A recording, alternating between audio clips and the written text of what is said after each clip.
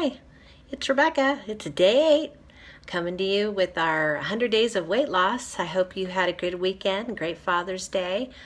I, for one, have been a little bit challenged with getting these videos uploaded. I was very late in getting day 7. I did day 8 earlier today, and now I can't find it, so we're going to do it again. But no worries.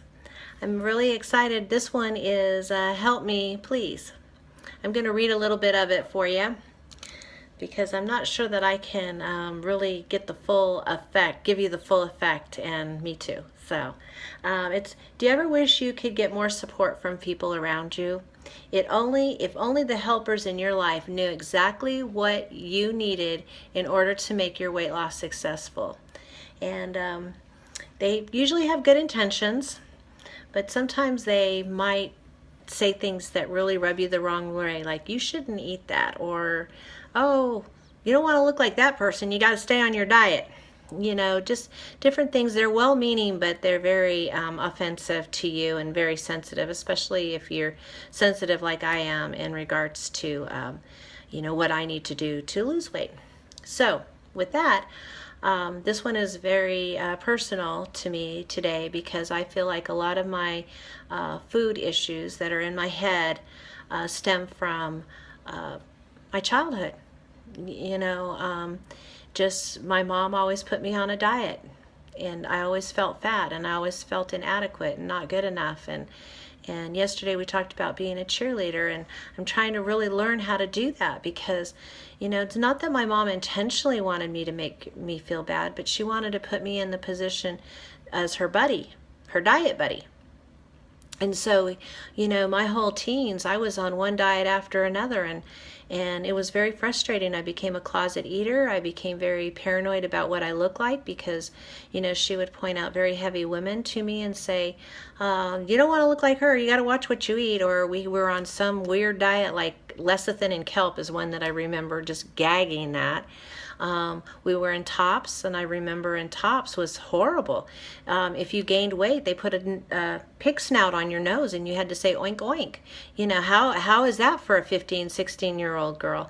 It just was very uncomfortable. I was never comfortable in my own skin. I always felt fat. And that's why I feel like I became what I always thought I was, and I've struggled with weight my whole life. And I don't want to blame anybody for it. It's just that that's what I took out of some of those experiences that I had, that I just simply wasn't good enough, pretty enough, or skinny enough. I had an ex-husband that did the same thing. He would buy me clothes. I was a 10 or 11, size 10 or 11 at that time, and he would buy me clothes that were 5, 6 and tell me that I couldn't exchange them. I had to get into them. Constantly put notes around the house telling me I was Miss Piggy Fat. I just allowed people in my life to treat me like that, and I didn't stand up for myself because I really thought I was Miss Piggy, seriously. So it wasn't until years later that I met my current husband. We've been together 27 years, and he loves me so unconditionally, and let me tell you about that. I tested him all the time. I just kept trying to see, well, how fat can I go before he says, enough, because previously people in my life, the fatter I got, the more they pulled away. I remember being at family functions, and my uncles or aunts, they would talk to me, and they would say, oh, you have such a pretty face. If you could just lose a few pounds, you would just be gorgeous. And that really does a lot to your self-esteem. And it's not like I was without friends. I always had made friends easily. I had a very good social life. I wasn't without dates, but I always seemed to pick people that weren't in my best interest. And as I've gone through my life with my husband now, he's awesome to me. He treats me so well. We're such a good team. But it took a long time for me to accept the love that he had to give me that was so unconditional, just like Jesus' love is for us. And I have unconditional love for everybody also, but I just couldn't understand why I wasn't readily able to receive that unconditional love from other people. And like I said, I don't want to blame my mom or anybody in my past, because I I am in charge of my own destiny. These are the way I felt given what people said, but I don't want to go around feeling like other people I'm blaming other people, because I'm not. I'm an adult, and now I'm really taking action because I want to change. And we're following that 100-day weight loss program, and this is why I'm really excited about it, because it's not just a particular diet.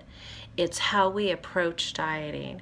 And again, it's how can we have people in our lives that help us to be successful. What are some things that we don't want them to say? We don't want them to pull a plate away from us. We don't want them to embarrass us in front of a crowd. What do we need from them? So we're not angry with the people around us. Do we want them to be quiet and let us just sit back and do our thing? Or do we need, vocal reminders about what goals that we have set? I personally would be very upset if somebody was constantly writing me and telling me, don't eat that, don't eat this, because that's where, my past comes in. And I feel that I need to be accountable for me. And I know when I'm overeating, I know when I'm emotionally eating. I feel that for me, though, when I am emotional, that I need to let somebody know I'm having a real emotional moment, because I believe that I'm a foodaholic, not an alcoholic. And I did go into a Quick Trip today, and I didn't come out with a donut, so yay for me. But you want to make sure that you have people in your corner that know what it is that you need, because sometimes we're not vocal. So then we get mad at people for not doing or doing something that they have no idea what it is that they needed to do. So, oops, we got company here, so I'm going to close. Just make sure that you are your own cheerleader and let your loved ones know what it is that you need. And I'll see you tomorrow on day 9. Thanks. Bye.